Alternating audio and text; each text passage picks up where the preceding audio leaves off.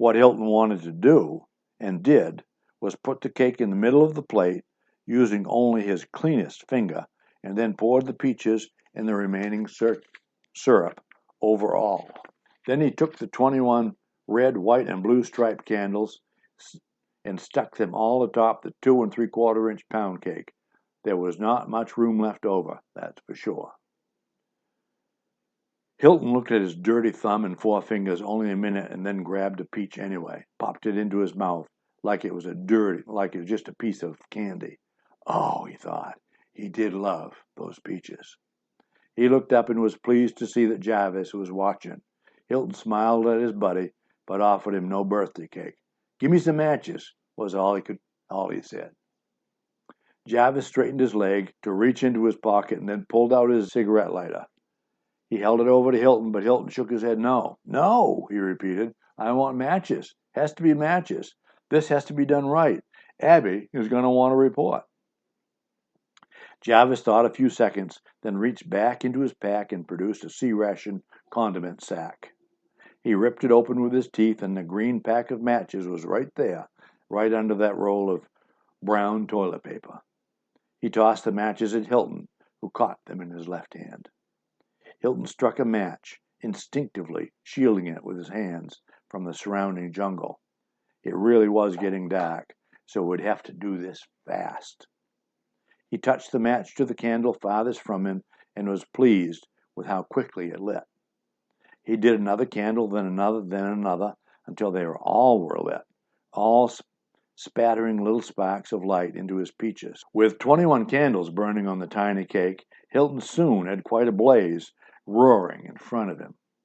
He lifted the plate slightly towards Jarvis, washed by the fluttering light of its creation, and enjoyed the look on his buddy's face. A threatening, booming voice from the center of the perimeter exploded Hilton's happy moment.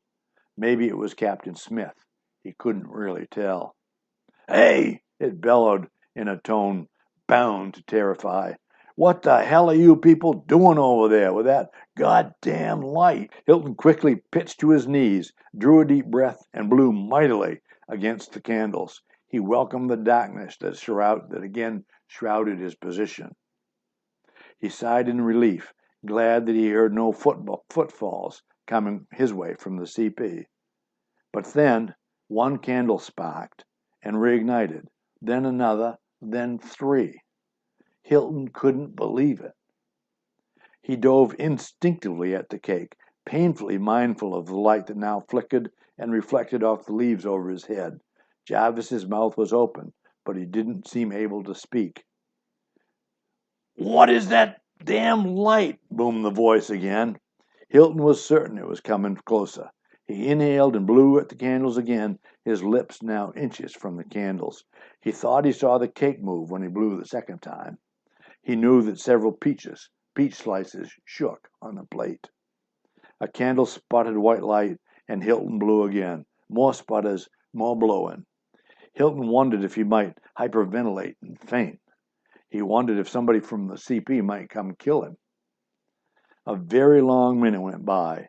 In the tiny circle of light generated as his cake self-destructed, Hilton could see his buddy Jarvis now enjoying a noiseless laugh. Jarvis pointed at Hilton to Holloway when that specialist entered the rim of light from the cake. Hilton was certain now that he could hear footsteps coming behind him, coming from the direction of the CP. The old man would have him in a basket.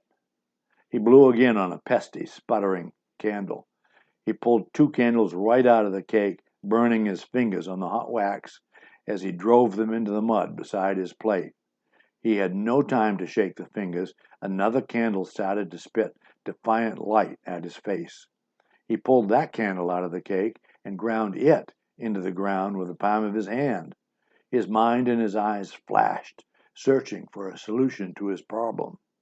Another candle flared defiantly in his face, then another, and another. Hilton lunged to his right, his shoulder striking a tree, and then his pack. He thrashed around, looking for his steel pot. 1 candle relit, then 2, then 3. He found the pot, he palmed it like a basketball, and turned it toward the cake. He was scared now. He intended to splatter the damn cake, peaches and all, if he needed to. "This isn't funny anymore, Abby," he mumbled. "Hey!" came that thundering voice again. "I still see a light over by 4th Platoon. You'd better have movement to your front and a trip flare burning when I get over there, or I'll put your butts." Oh, shit, Hilton thought. In the seconds it took him to plan the destruction of his cake, it occurred to him that he could smother the candles, if nothing else. So he flopped the steel pot over and dropped it, rim and all, over the entire cake, plate, candles, and everything.